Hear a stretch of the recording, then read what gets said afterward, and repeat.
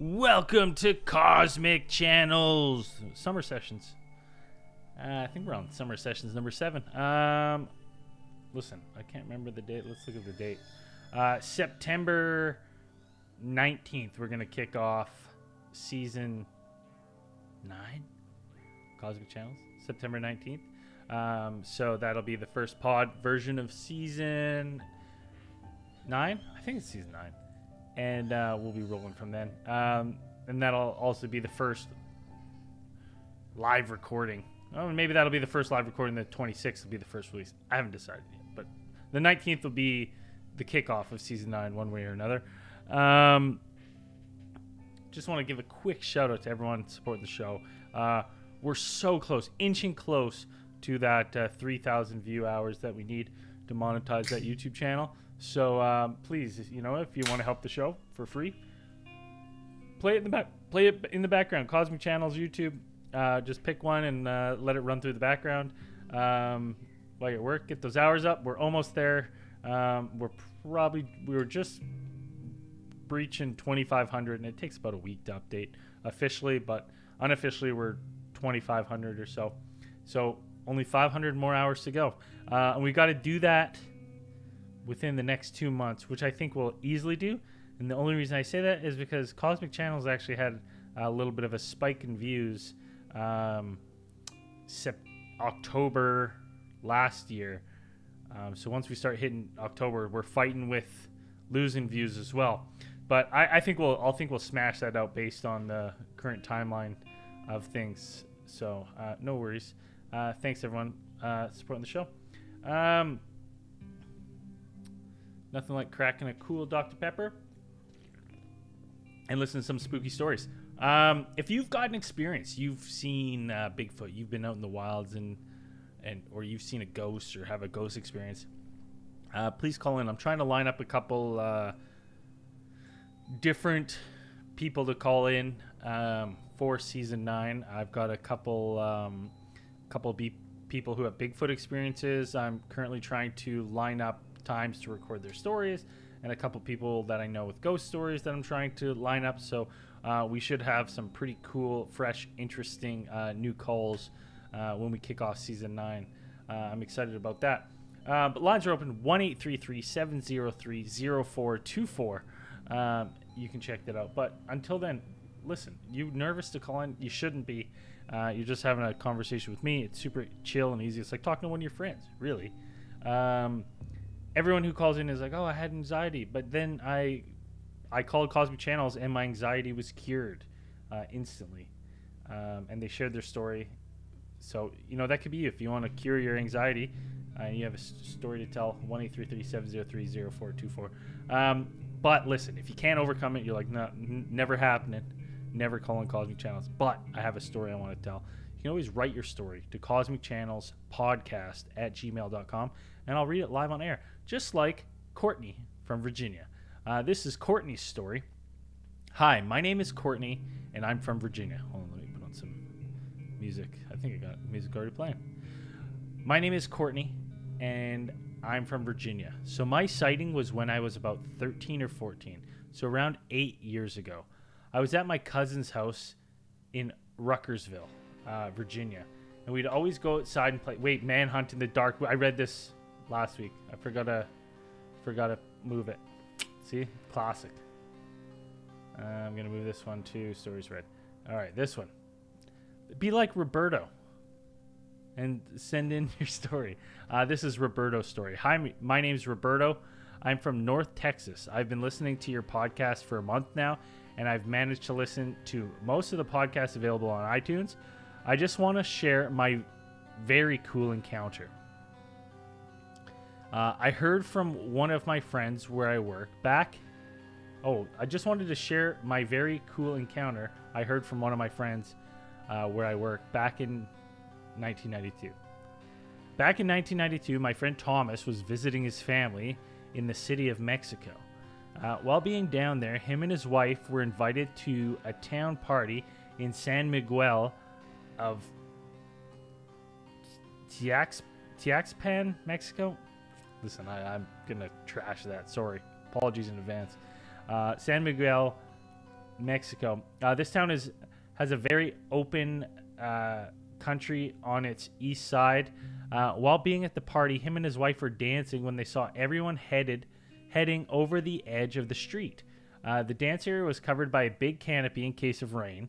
He thought, well, maybe someone is fighting or some kind of problem was going on.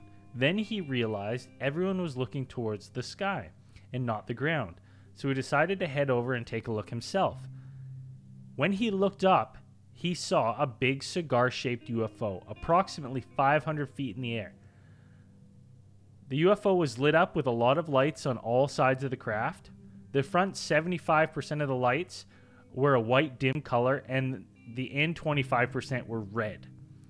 At the end of the craft, he said he remembers something that looked like a bright red ashes coming down from the craft and dying about 100 feet below it. The craft was heading east out of town into a large deserted area filled with open country. After this encounter, he is a firm believer in UFOs. When he told me this story, it just blew my mind and made me wish I could be special enough to witness the encounter the town of San Miguel saw that night.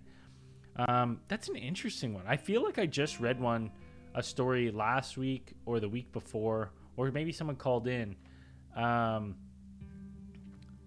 we were talking about like sparks. It looked like sparks flying off, and that's kind of what this person, is saying. This bright red ash coming off like sparks, and I remember. I think it was a caller last week actually, and we made we were kind of joking like, yeah, sparks are never good on some sort of craft, so we were kind of theorizing that perhaps it was, in some sort of distress or having trouble, flying around. So it's really interesting that, that has. I'm now reading another story of, this is a friend of a friend, our favorite kind of stories on Cosmic Channels, where, you get that same kind of description of like something wrong with the craft. Very interesting. Thank you, Roberto, for sending that in. If you've seen something like that, you've seen a craft or know someone who's seen a craft that has like sparks like that, listen, call Cosmic Channels. We want to hear it. We want to put these stories together. We want to make connections. Maybe lots of people are seeing the same things, but we don't know until you share your story. And this is the perfect platform to get your story out there, because non-judgmental. We just like hearing the stories and theorizing on what it could possibly be. But yeah, lines are open. 1-833-703-0424. Let me open the chat here. I'm just moving this to stories read so I don't read this again in 2 minutes. 86 Cletus, how's it going? It is going, man. Fresh cracked Dr. Pepper and a Thursday night of Cosmic Channels. Nothing better than that. Nothing better than that. Delicious. Let's do another story here. Oh, invalid ID's on there. Hey, invalid. How's it going? Oh my God. Okay, so this person, this is a good one. I don't know. This is called Strange Sights Over Roswell. I cannot read this person's name. They've said right at the start they wish to remain anonymous. So if I do say any name throughout the story, it's because I made it up to cover their name. Before getting into the meat of the story, I'd like to start by asking that I remain anonymous throughout this story. Working in the world of aviation, stories like these are unfortunately still frowned upon. For that same reason, I will not say exactly when this event occurred, except to say that it happened very recently. I almost decided not to tell this story. After what happened, I really understand why so many experiencers choose to stay quiet. The embarrassment, the confusion. But I feel as though if I don't share what happened, for another point of view, I'll never be able to quiet my mind about this. That all being said, the following events took place someplace in the airspace above Roswell, New Mexico. Before relaying the exact series of events, let me first put myself into context. I am a pilot. I work for a company who delivers airplanes from their current location to the purchasing customer. I've also been a prolapser and an ATT fan for years now. I started listening at episode 9, Elisa Lam, and listened every week since. I bring that up only to point out that my mindset and belief system are similar to what I think many of your listeners and your own attitudes are. I want to believe. I love listening to the podcast and hear all the stories, all the strange theories and concepts. But at the end of the day, I'm still ultimately skeptical about 99% of the juicy conspiracies out there. I'm not the kind of person to jump to a conclusion that anything strange or out of the ordinary is supernatural or paranormal. One of my recent trips involving flying a plane literally coast to coast. Naturally, the weather has been shite this time of year, which caused me to divert to a more southerly route. At the end of the first day of the trip, I was doing my flight planning for the second leg of the trip and realized that the tail end of the leg would have me flying over Roswell that night. Realizing that this is a prolapser's wet dream, I messaged Braden about where I was going to be that night. He told me to live stream it, which would have been legit. Unfortunately, that's not really a smart thing to be doing in a cockpit at night and flying in the mountains. Also, there's no way I would have gotten service up there anyways. Regardless, I told him I would be abduction bait and that I keep my eyes open for anything weird. In no way did I think that anything would actually happen. Sure enough, around 11 p.m. local time, I find myself around 50 nautical miles from Roswell International Airport. True to my word, I'm looking for anything strange. ROW, Roswell Airport, is absolutely surrounded by military operating areas, or MOAs. MOAs are a special use airspace. However, civilian pilots are allowed to fly through them. You just need to keep an eye out for military traffic. At my current position, I was inside of an MOA. However, at the time and at the altitude I was cruising at, it shouldn't have been active. As I'm scanning the horizon, I pick up something off in the distance. Enormous flashes of green light. I legitimately can't believe it. There's no way I was seeing flashes of green light over the horizon over Roswell. I contacted Roswell Approach Control and reported what I was looking at, thinking that it must be some sort of natural phenomenon. They answered me saying that there weren't showing any severe weather in my area. However, there was an enormous thunderstorm in that direction about 250 miles away. It's incredible how far lightning can be visible on a clear night. And there are all kinds of strange atmospheric conditions that could cause lightning to appear green. It was just a fantastic display. Still though, it was odd. But I just chalked it up to the time and the place that was getting me all worked up. I chuckled to myself about reporting this to the ATT crew and continued to fly east. 10 minutes or so pass, and at this point I'm roughly 35 nautical miles away from ROW, which is the Roswell Airport or International Airport. This is the point where events go from amusingly strange to legitimately bizarre. My entire instrument panel, communication and navigation radios, and transponder all start to flicker, and then dim, and then go black altogether. I'm completely dark. I have a flashlight, but it's in my backpack, which I've stupidly placed in the cargo compartment of the plane, where I have no access to it. Now you have to understand that at night in the mountains with no instruments to reference or radios to communicate or navigate by, this is an absolutely ass-puckering experience. Your only reference to what is up and what is down is the stars. And those are a highly imperfect system with all kinds of optical illusions that can send a pilot smack dab into the side of a mountain. About 30 seconds into this outage, I'm really starting to sweat. I'm pretty certain I'm relatively straight and level, but mountains in the dark are essentially invisible. There's no one I can call for help with no radio, and effectively no navigational aids available to me. I'm about to start coming unglued when, just as quickly as everything went dead, they suddenly come back to life, as if nothing was wrong at all. Instrument panel lighting, radios, transponder, all back up and running. I should stress that the engine remained running the entire time, which it should not have. On most GA airplanes, the engine is run entirely separate from the rest of the electrical system. That is done for this exact scenario. If you were to lose electrical power, you would at least still be able to have a functional engine. The airplane that I was on was different. Everything in that plane is computer controlled, which is to include the fuel and ignition systems for the engine. In short, no electrical power, no engine. They stressed that a lot in training I had to go through for this plane.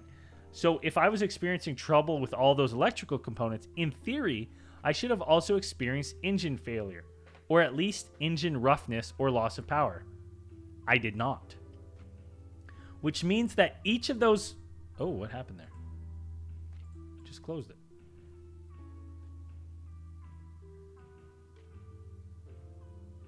In short, no electrical power, no engine. They stressed that a lot in training I had to go through for this plane. So if I was experiencing trouble with all of those electrical components, in theory, I should have also experienced engine failure or at least engine roughness or loss of power. I did not, which means that each of those electrical components were malfunctioning individually at the same time. It would be like having your engine die in your car and then finding out that instead of bad gas in the tank, that your ignition coils, throttle body, timing belt, alternator, oil pump, and fuel injectors all went bad all at the same time. This sounds like a Boeing. Having everything back up and running, though, I decided to land at Roswell Airport for the night. Things were just too weird for me, and I can feel the stress taking its toll. I altered my course direct to Roswell and am about to call up ATC to let them know that I'm diverting when I see it. In the distance, I can see an aircraft. My first estimate is that it was roughly 60 nautical miles away. It's definitely an aircraft, but the lighting is wrong.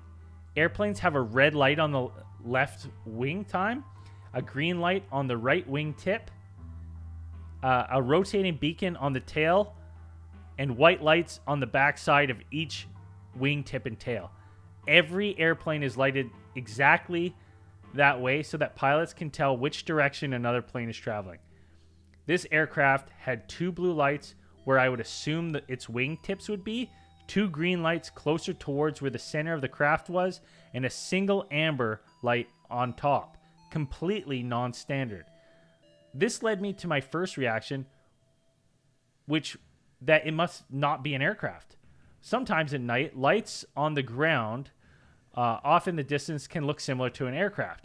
I thought that must be what was happening in my situation, but upon closer inspection, I realized that this object was silhouetted against the stars, not against the ground. It looked to be roughly my altitude, which was high at the time.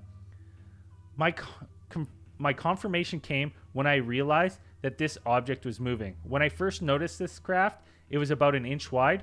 Now it was an inch and a half wide, and it's getting wider. Not only is this thing moving, but it's moving directly towards me. At my altitude, and fast, really fast. I immediately gave my plane full throttle and deviated hard to my right, which is standard practice for pilots to avoid a head-on mid-air collision. The only problem is that the plane I'm flying, while very advanced, is slow, painfully slow. So even with my hard right turn and full throttle, I can tell that this thing is going to plow right through me if it doesn't deviate as well. So I start trying to make myself more visible. I start flashing my lights on and off, rocking my wings, and pitching up and down in altitude to create as much motion and flashing light as possible to catch the pilot's attention. Nothing's working. This thing is headed right for me, and now it's 2 inches wide. I'm really starting to feel my mortality, so I called approach control and told them in a not-so-calm fashion that I was looking at what appears to be an aircraft at my altitude heading right for me, and asked if they had anybody on radar and to tell them to deviate their course away from me.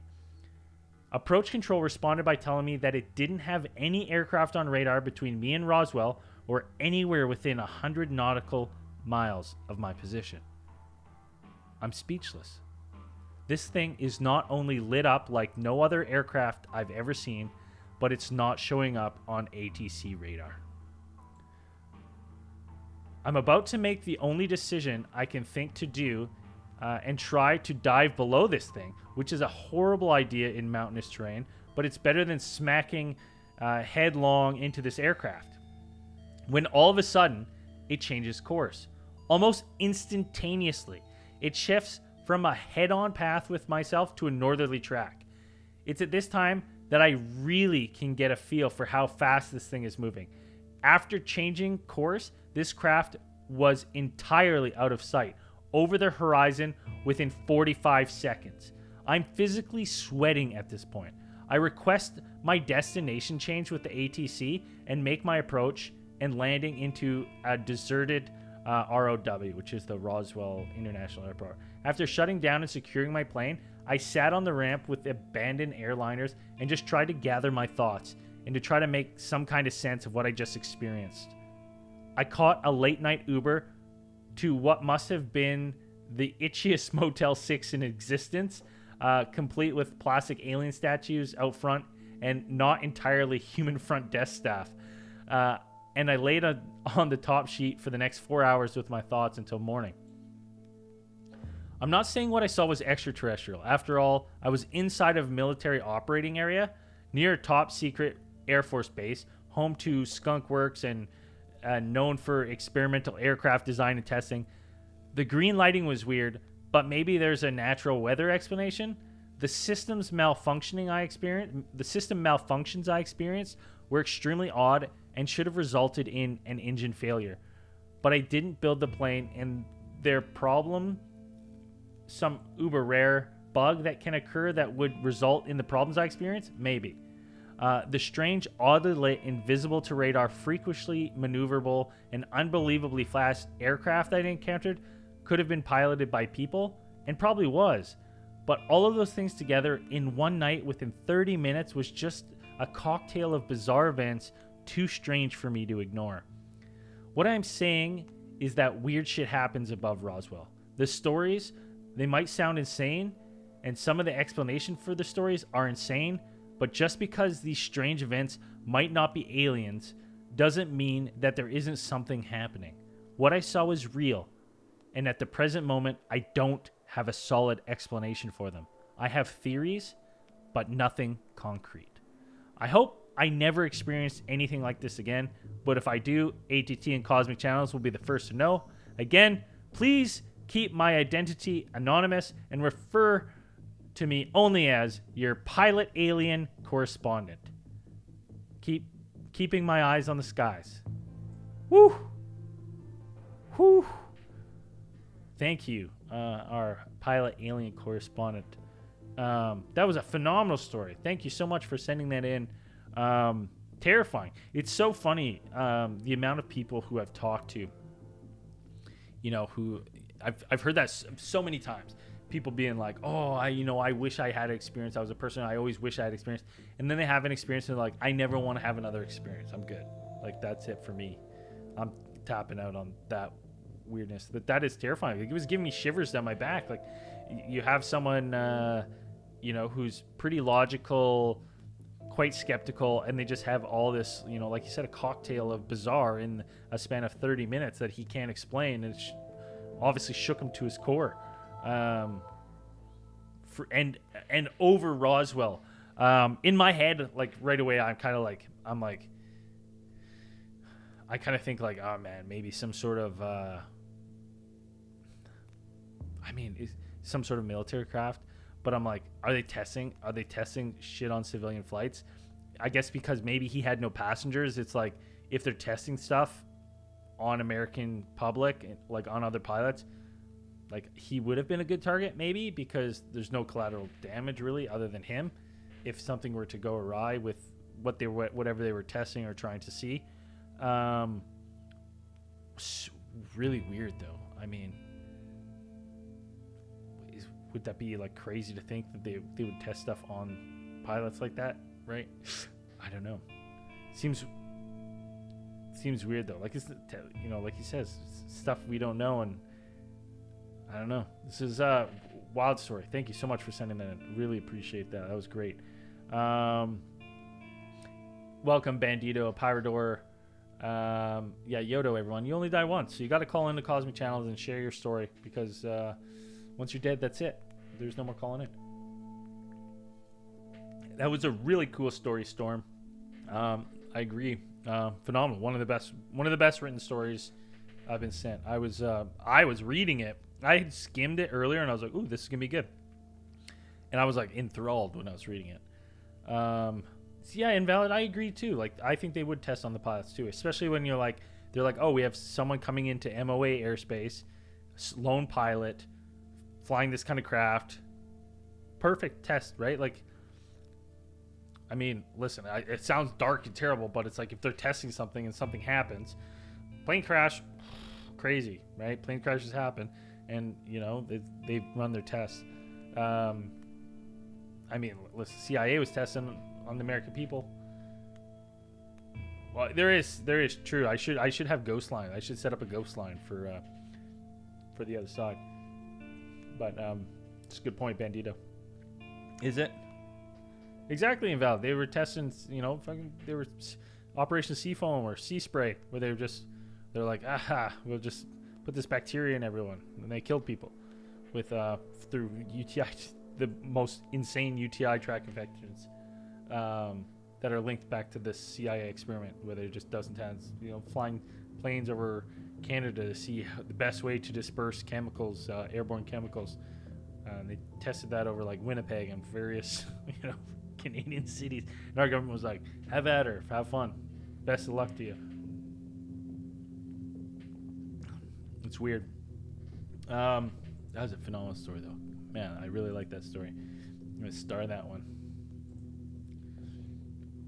I would love to get that person to call in. I'm going to shoot him a message. Call in and, recount that. Or maybe, maybe they've had a different, change of heart now. And they're like, you know what? I've actually decided what I think it is.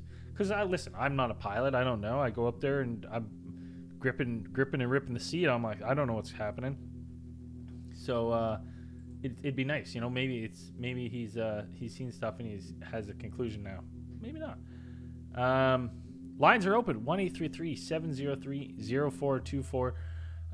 Listen, summer sessions, if I get one or two calls, that's a bonus in the summer. Listen, I've firmly realized that this show is a fall winter show. Doesn't do calls, not a lot of calls in the summer, but that's okay. If I got one or two calls, it's worth my while. Or I'm just slowly reading through all these stories. But listen, we're also we're starting to slim out on the stories here. Let's do a lot more though, so it's all good. This one is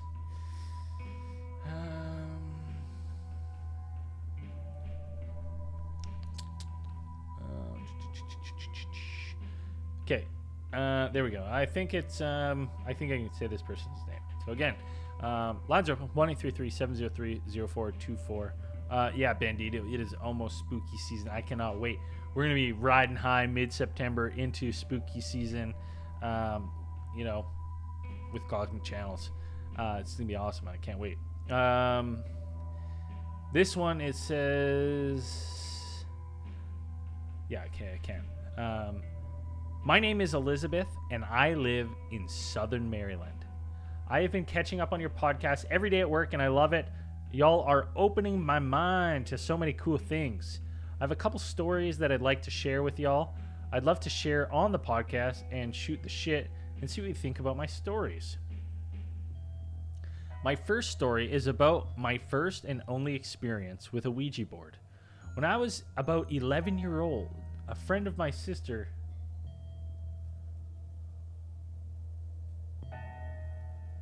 Okay, yeah, I don't think I've read this one. It just sounds familiar. My first story is about my first and only experience with a Ouija board. When I was about 11 years old, a friend of mine and her older sister invited me to play with them using the board. Long story short, the board ended up disappearing. I remember it being there 1 second, and then it was gone the next. We looked everywhere for it, and we couldn't find it. One of us had the idea to check in the basement. What we saw when we went down there is something I will never forget. I remember that their basement had about a foot of water in it because of a bad hurricane we had a few days prior. The Ouija was just floating, face up on the water. I know this sounds crazy, but I promised it happened. Needless to say, I've never and will never touch a Ouija board again in my life. My second story is actually one that my ex told me. He said that when he was a toddler, he remembers seeing demons all the time. He said that he recalls dark, evil-looking things flying around his room at night, taunting him. He said that it was getting so bad that he would just stay awake all night and cry and ask them to stop. Apparently, this had gone on for a few years. He told me that one night when he was about 5, he had gotten up to go to the bathroom. He said when he was finished and opened up the bathroom door, he came face to face with a man that was well over 7 feet tall. He said he was wearing a sharp-looking silver suit. He had white blonde hair, striking blue eyes, and he gave off a subtle glow. He said that when he spoke to him, he didn't move his mouth and he didn't speak English, but somehow he was able to understand what he was saying. He told me that his voice was so loud and that it should have hurt his ears and made the house shake. He said he could literally feel the man talking. The strange man told him that the evil beings will no longer scare or mess with him. He told him to just go back to bed, and then he was gone. He said that the man didn't scare him, and he felt strangely comforted by his presence. To this day, my ex believes that this was an angel. I was thinking that too up until I started delving into the world of aliens. I think it was a Nordic alien. Perhaps the demons were otherworldly beings wreaking havoc on our planet. I think this is an awesome story, no matter what you believe in. My last story is a crazy paranormal experience I had while living in England. This story spans about a month and a half or so. I had just recently moved in with my boyfriend at the time and was newly pregnant. He lived in a cute little 2-bedroom cottage on the edge of town near the Royal Air Force Base we worked on. We were both in the military at the time. I was working day shift and he worked mids, 11 p.m. to 7 a.m. So most nights I was in the house alone, unless you count our little dog. When I had first moved there, and before I found out I was pregnant, I don't remember anything out of the ordinary happening around the house. Once I was pregnant, though, everything changed. When I was alone at night, I would hear loud bangs, glasses in the kitchen clinking together, and the cabinet slamming shut all night long. It was progressively getting louder and more persistent over the span of the next few weeks. I asked my boyfriend if he ever heard anything. He said he did every once in a while, but he just ignored it. I tried my best to ignore it, but it just freaked me out too much. On the weekends when he would be home at night with me, I wouldn't hear it as much. He would never call attention to it either. One weekend, A little over a month after the initial nightly sounds started, things got weird.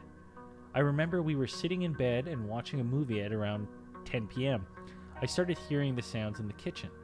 Whenever I'd hear one, I'd turn to him and he would just nod his head, letting me know that he heard it too.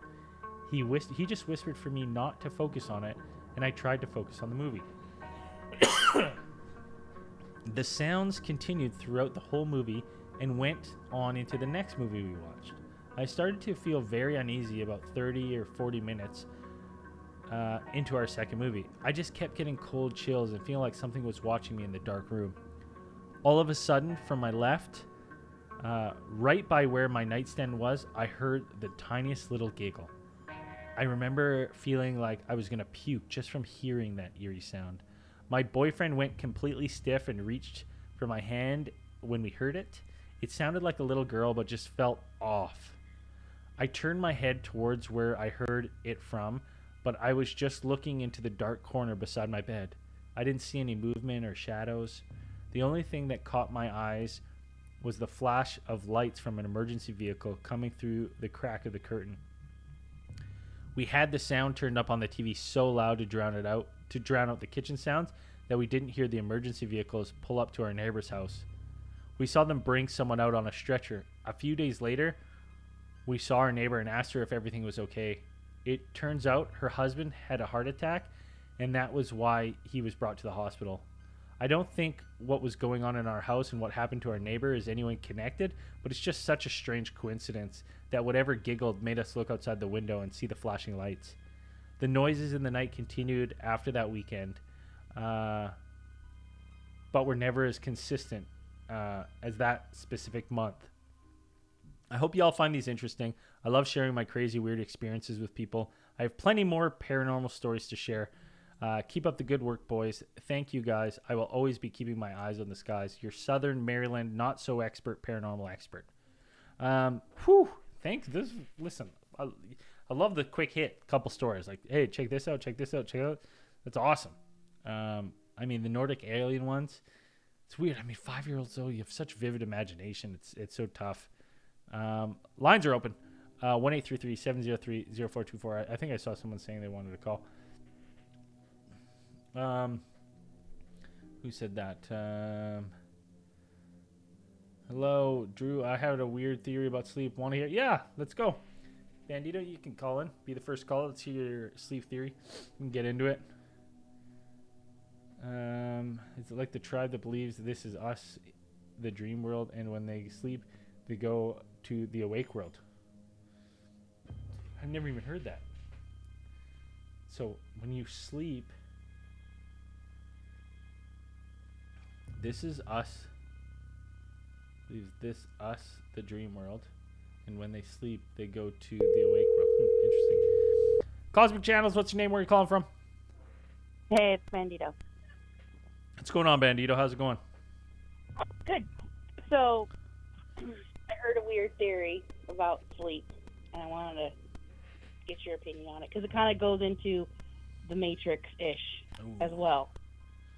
So, the theory is that the reason that everybody doesn't sleep at the same time, not accounting for, like, daytime, nighttime things, right? Yeah. But the fact that we all can't sleep at the same time is the fact that you get dropped into it like a slot in, like, the Matrix, and there's only so many open slots at one time.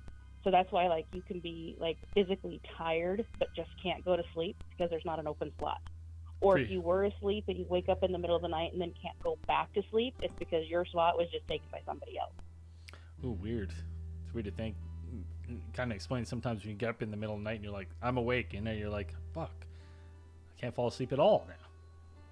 Yeah, and that's why some people can, like, hey, go to bed early because then you can get your slot right away. You can, have it, you can claim it, whatever. And if you stay up late or too late, then you've lost your slot. And when we go to sleep, that's why the other side of the world is waking up, because their slots are opening for us to take. Again, not counting for day and night, light and dark kind of thing. But no, that's interesting.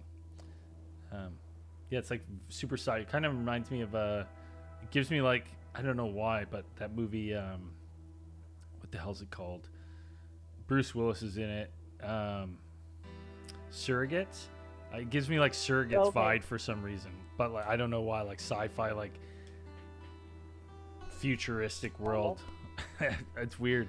So it's an interesting thing to think about. But you know what? Weird thing I was thinking about sleep actually yesterday. Have you seen any of those like weird AI videos where it's just like they're like AI right now is like your dreams, and it's like, you know, you'll be watching a guy on a motorcycle and he'll just like slowly like turn into an animal, and then the animal's like all of a sudden turns into like a guy welding. Like it's almost like all over the place. Yeah. Have you seen any of those videos? Kind of, yeah. Like where they, yeah.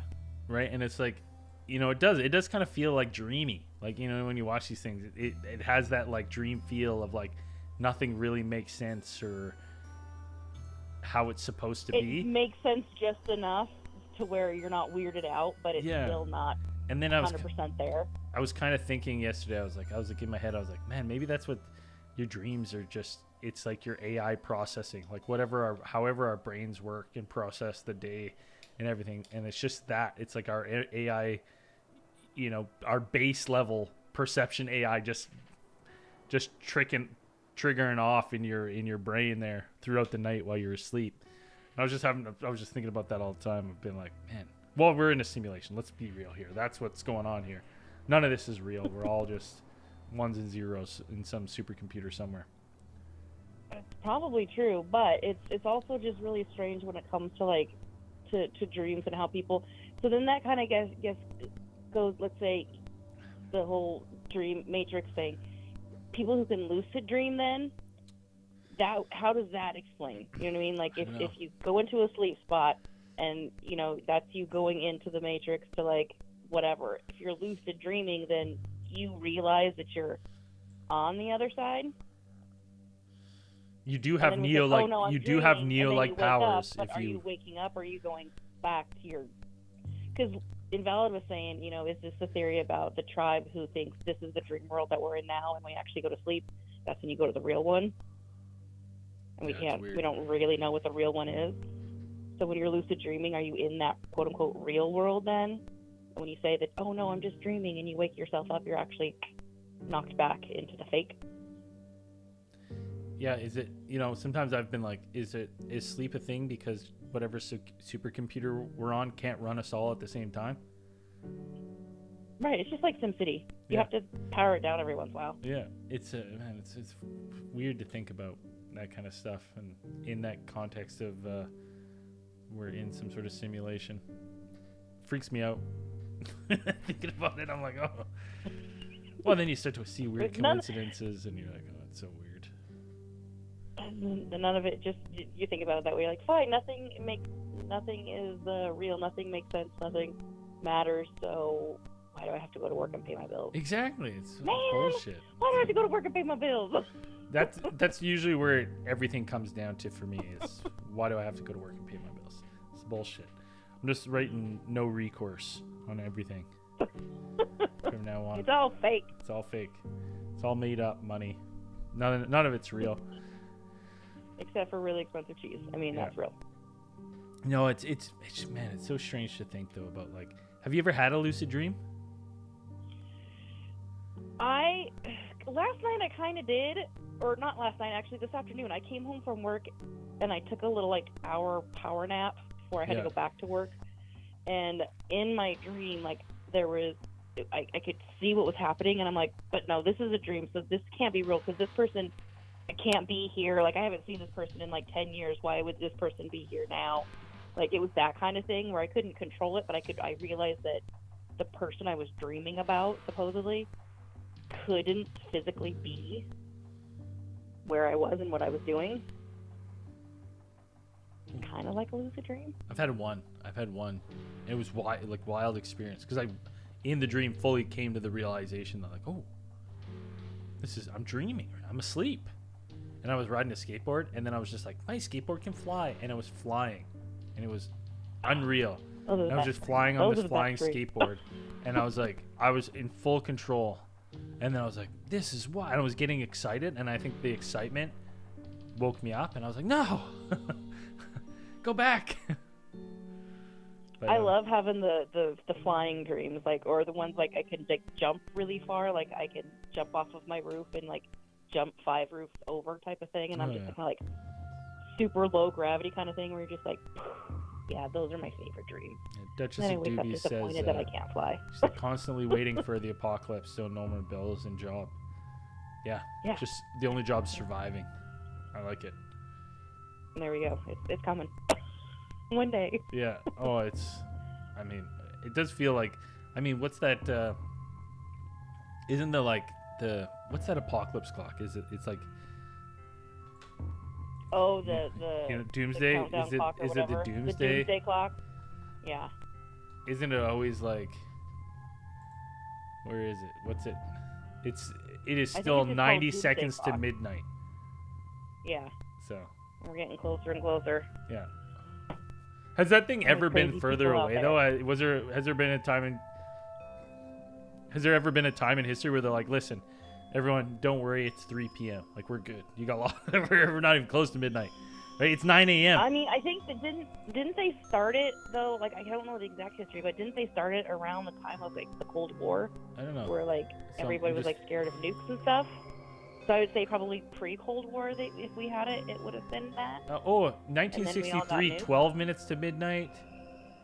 Yeah. I mean, yeah. See, it was around the Cold War era. Yeah. 2.5 So yeah, minutes. pre-Cold War. War. we've been. We would have been fine. Yeah, let me scroll back here. Yeah, 12 minutes to midnight in 1963. That was the furthest away from midnight it's been, I think. Yeah. I mean, they started the clock at 7 minutes to midnight. I mean, like, couldn't they have started it a little further back? This is the longest 7 minutes in history. Yeah. I did a wash at the laundromat the other day, and the last minute took 5, so I get it. Oh. No, I lied. 14 minutes to midnight has been the safest we've been. 1995. Oh, so it goes forward and back, forward It does, back. yeah. I thought it just always clicks forward. Nope. It clicks back too. Like it's been bad for. 1995. What was going on? Was that Clinton? Yeah, that was Clinton, and I think. Hold on, let me read it. The year begins ominously when the Russian military mistakes a U.S. Norwegian scientific rocket for a nuclear missile, and Russian President Boris Yeltsin must decide whether to launch a nuclear attack on the United States. That doesn't sound like it's a better time. That doesn't sound good at all. That incident helps bolster the case made by the U.S. hardliners that a resurgent Russia could be as much of a threat as the Soviet Union. Hopes diminish for a large post-Cold War peace dividend, and more than 40,000 nuclear weapons remain worldwide. Concerns arise that terrorists could exploit poorly secured nuclear facilities within the former Soviet Union. How is that? How are you read that and you go, oh, you know what? Let's move it back to 14 minutes to midnight after. That didn't sound... I thought this was going to be good news of like, we were safe this year because of all these cool peace treaties. No, this was all bad. It didn't sound good at all. It sounds like we almost had nuclear war I didn't know about in 1995. Exactly. Makes you think of like, what's happening that we don't know about that we're 90 seconds to midnight right now. Too many crazies. That's plain and simple. There's a couple really big crazies out there. Well, that's a good one. And maybe in a Mandela-verse, we've already gone around a full 24 hours a few times. I think we have. If you think about ancient, there's multiple timelines for sure. If you subscribe to being like ancient advanced civilizations, then possibly. I mean, there's prehistoric. I think we've done case files on prehistoric nuclear weapons and naturally occurring nuclear reactors. So maybe there's something going on back then we didn't know about before the Younger Dryas. Oh, where's that? His ears are burning somewhere. Did I post on the Facebook page the thing about the crocodiles and Devil's Tower? No. What is that? Okay, maybe you did. So I just didn't read it. You know where Devil's Tower is there in Wyoming? That big monolith that people can say it's either an ancient petrified tree or just a massive rock, but it's this huge rock that's a flat top. Yeah. Okay, so someone has done an aerial view of that, and if you look at the aerial view, and compare that to I believe it's a crocodile, that Devil's Tower is like a horn that's on the crocodile's head. And the landscape, the way that it goes with the mountain range, is actually a crocodile head and body. And you can see the eye and a tooth, and then you can see the claws coming in for the front feet on some of the other ridges that are around that area. Yeah. And so what the theory is on that is that, you know, obviously ancient, massive animals, land animals, lived on the planet, and that was one of the ancient ones. And so that is actually not a petrified tree or just a rock structure. It's actually bone of an ancient crocodile. I've seen the pictures and stuff where people take where it'll just be a plateau, and they zoom out and take an aerial of the plateau, and then they pair that plateau with a chopped down old forest growth, and you're like, well, that looks like the plateau looks like just the biggest stump you've ever seen. And they're like, yeah, that's because that's it is. That's kind of what they say Devil's Tower could be too. It's petrified. And then I've seen ones where it's people show huge rock faces that they're this looks like snake scales. This looks like a giant snake. If you look closely, it looks like a giant snake fossil, but we're just mistaking it as this giant hill. I've seen stuff like that. I haven't seen the crocodile one you're talking about. You posted it on Facebook? I can't remember if I posted it to the Facebook page or not. The serious one. Crocodile mountain. It was a video. No, this is yes.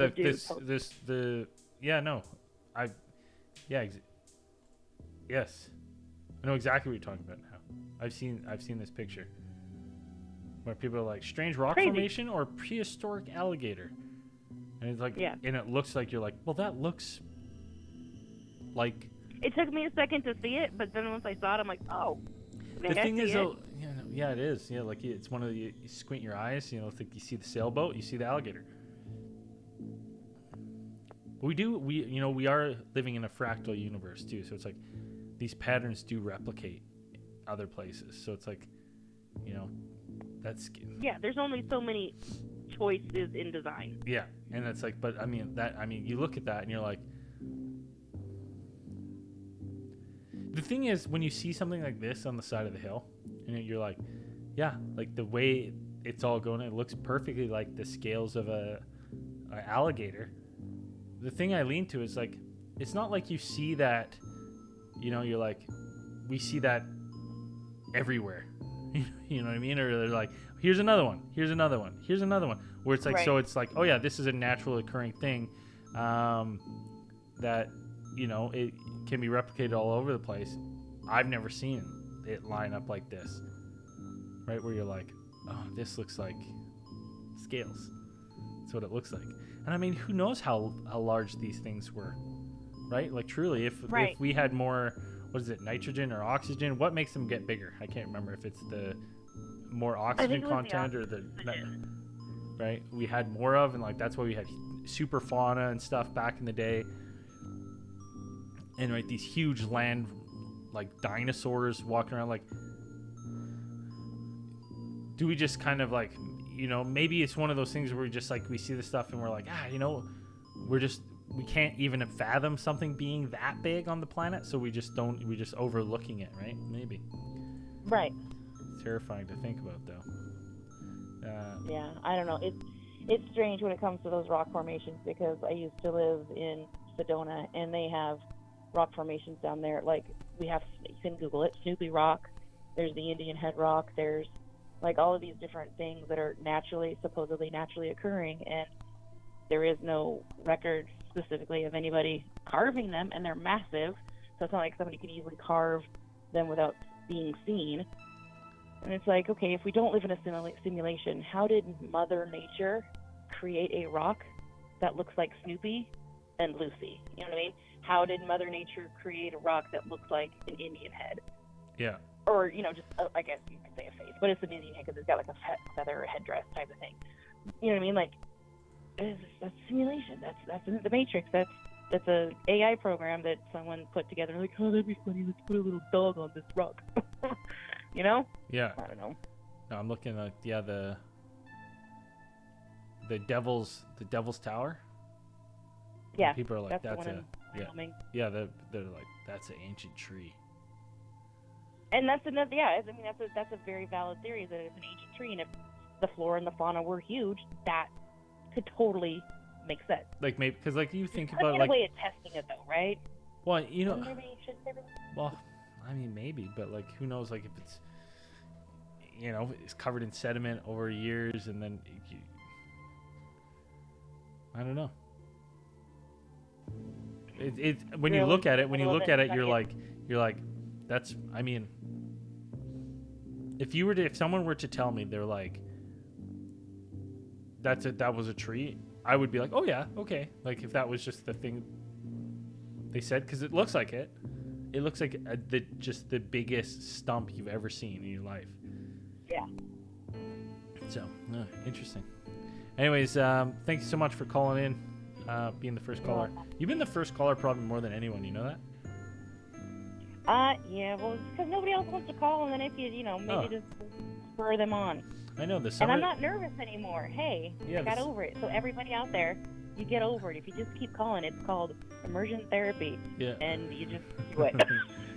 Yeah, and listen, summer sessions is slower. Like I said, this show does way better in the fall and winter, and I think that's something we didn't realize on the first iterations of it. We were just like, oh, this show gains no traction. And I'm like, no, I think it loses traction in the summer because people are out and about, and when it's summer, it's drinking daylight beers. out. Why are we inside?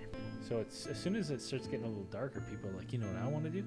Listen to some spooky stories and call in and share my experience. Yeah. So, anyways, thank you so much for calling in, Bandito. We'll talk to you later. All right. Bye. Peace. Lines are open. Cosmic Channels, 1-833-703-0424. I saw someone was on the line, but then it shows me.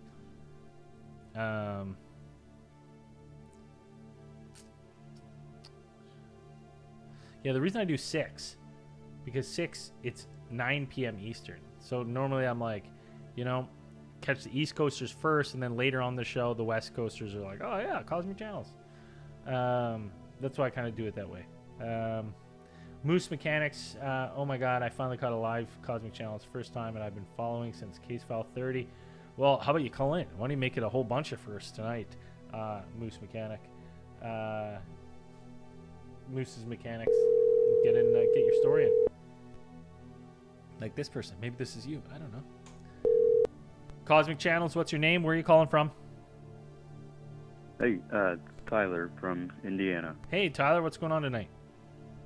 Man, I've been listening since the first couple case files. I think is before 40, and this is my first Cosmic Channels I've been able to catch live. Right on, man.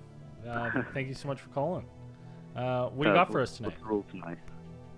We're doing whatever you got. Oh, wow. Cool. So, Central State Asylum in Indiana, before it got torn down, we used to go there as kids, and there's these underground tunnels you can go in to get there. And if that's not freaky enough, we would go in, and this place was just up and left. I mean, you had, the graffiti, and people would mess it all up, but majority of it was still there. Yeah. And one of the creepiest things, and this is my first big experience, something that really made me believe in all that. I was about 14, and we had left a friend's flip phone in the, I guess it was like a freezer, like a butcher's freezer. There's like pig bones and stuff around. We had left the flip phone on record on the table. You can hear the door, behind us. Yeah. We came back about 20 minutes later. You hear the door in the recording, and then it's pretty much nothing for about 10 minutes. And then you faintly hear, it sounds like a little girl talking. Couldn't really figure out what she was saying, but I mean, you'd hear the door open if anybody came in. There was no draft, there's no windows, but you just hear a faint voice and we couldn't really tell, but there should be no sound, and this is distinctly a young person trying to say something, but it kind of sounded far away. But we were the only ones there, and it was really weird. How did you listen to the recording there as well, like when you were there, or was this after the fact? No. So he had a fancier little flip phone. He was able to like kind of fast forward to it. Oh, okay. And we didn't hear it the first time. We were like, fuck, didn't really work. And he ended up listening to it later, and we figured that out. This is just one of like a bunch of things that happened there. That's the one that stuck with me the most. Yeah. How were the chills when you realized what you were listening to? Was it just like? I think it was more intense that I wasn't there. Like I wasn't hearing it while I was there. I think it was more intense. Like, holy shit, that happened, and we didn't even know it. Yeah. Because among all there's door slams. There was stuff that maybe could have been wind, maybe could have been explained. We saw some stuff at the end of hallways. There's some explanation. I definitely am a critic, but I also have an open mind if those two things can coincide. And that not being there, hearing it later, like, holy shit, I can't believe we missed that. And it gave me chills harder later than I think it would if I was there. Yeah, I mean, that's this asylum that you go to, like completely dark. Like, do you need flashlights and stuff to go through it in these tunnels? Yeah. Oh yeah. Oh. We went to about like 2 a.m. Oh, these tunnels. Jesus. We had to slide through a crack. You had to like suck or let all the air out. And I'm 150 pounds. I still had to let all the air out to slide through. Thank God I'm not getting in. I'll wait outside. There was doors and stuff, but why take the risk? I mean, it's Indianapolis. It's a big city, and didn't want to get caught. But we had little headlamps and stuff that would pass through, and a couple of them would flicker, but they were from the dollar store, so things could be explained, but never know. But it still adds to the ambiance of being somewhere creepy like that. When even if it is just something cheap, and you're like, okay, well maybe it's that. It doesn't, still when you're in that area, you're like, oh, I hope it's just that. When there's like 30 maybes, it gets to be a little much. They since tore that down, put apartments up, and people have left the apartments and have tried to warn other people because they say it's haunted. Weird. So I wonder if there's something on the grounds that was done in this asylum that's just kind of stuck around, right? Well, I was thinking the tunnels. We didn't see anything really too crazy in the tunnels, but if there was something going on in the tunnels, they probably just left it dead in the ground. They probably just. I don't think they tore up those tunnels. Oh, so maybe they even are reusing them for something, some sort of mechanical or something. Right? Yeah, couldn't pay me. And something was there, and now it's just, has new areas to roam because, that's so creepy. Yeah, it's really, really weird. I don't know if you've heard the theory where, where walls are now that they might have not been before, and they'll walk the same path. Kind of, that's how they go through walls thing. Yeah, it's not that they're walking through walls. It's like it's like this stone tape theory, right? Where it's like they have memories of walking the halls in the layout that it was when they died. So now that there's a new building on top, it appears to be they appear to be walking walls, but it's just doors, and this was open, completely different that they're walking, right? And you're just kind of seeing that. So I always thought that was kind of a fascinating explanation for why some of these things appear to like walk through walls. It's just like, no, you're seeing it's not that they're walking through walls, they're just walking the same route they always did, and you're just seeing some sort of weird time dilation or something of their spirit doing the same thing that's always done. It's very weird. Yeah, for sure. Very weird to think. I do like that theory a lot, though. Yeah, we saw things at the end of hallways and stuff, but nothing was going through the wall. Yeah. And now people are reporting, you know, this thing just walked through my living room, it's gone, you know, and Yeah. in those apartments. So I think that's what I think. Yeah, no, I kind of subscribe to that too. It's because a lot of these things, it's not. I mean, a lot of there's kind of like twofold of experiences that I hear about. It's like one where these things kind of interact with people, or they're just standing, or it's fleeting glances, or these things they see them and they're not paying any mind to the person. Which then those ones kind of make me think that it's just some sort of stone tape thing where it's like, you know, ghost cars. People see ghost cars sometimes in the forest, right? And it's like maybe it's just an old car. You're seeing an old car. You're seeing through some sort of window in time to another dimension, right, like whatever. Overlap. Yeah, and you're seeing some weird like overlay. Which, again, you know, it's kind of a just weird thing. We're talking about simulation theory. It's almost like we're, you know how you like on a computer you like reuse disk space, right? You delete stuff and then reuse it, and it's like maybe that's what kind of is going on in our universe. We're just reusing time. It's just re-recording over itself, and every now and then you get this weird overlay where you kind of like you can see some of the old stuff that happened. Just weird to think about. Yeah, you like on the kind of like the old TVs, you get an image burned into it. Yeah, or like photos where you get the double exposure, right? Where you get two images over top of each other. That's weird. Or like, old VHS used to do that all the time. Remember, you'd like record a show, and then you'd record over that show, and every now and then it would do that like, and you would see like the other show you recorded, kind of like in a weird like mix mash, and then it would go back.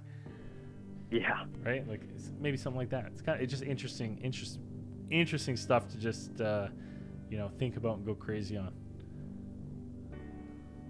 Yeah, super cool to all think about. It's kind of hard to not believe in it at that point, especially when you have an experience like going somewhere and actually trying to be a critic. You can't.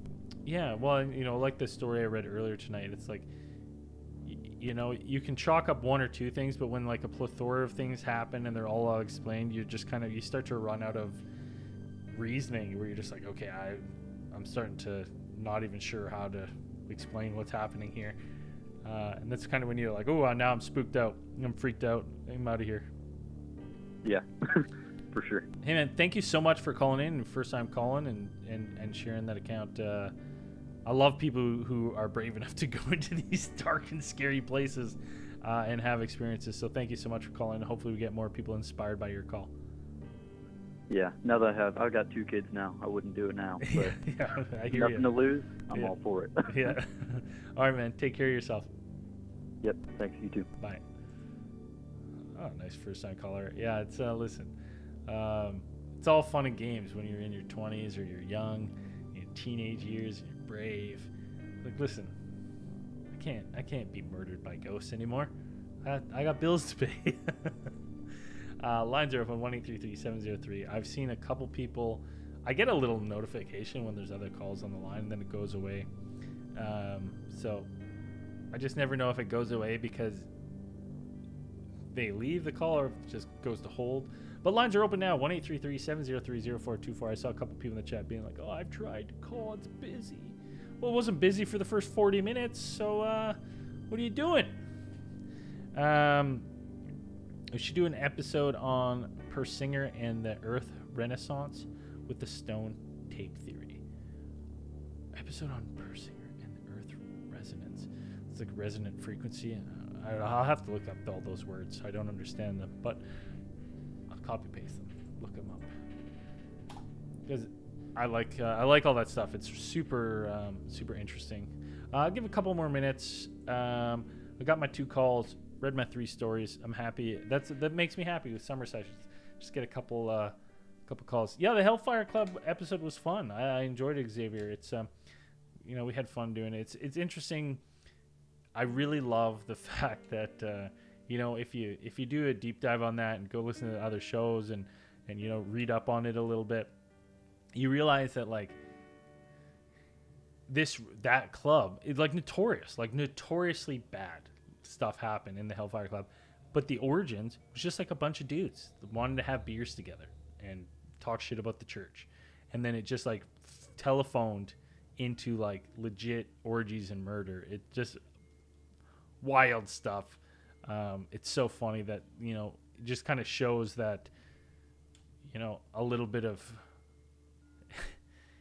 tall tales, and then people will like turn it into reality. It's fascinating. I try to look up Hellfire clubs in the area, but I imagine they're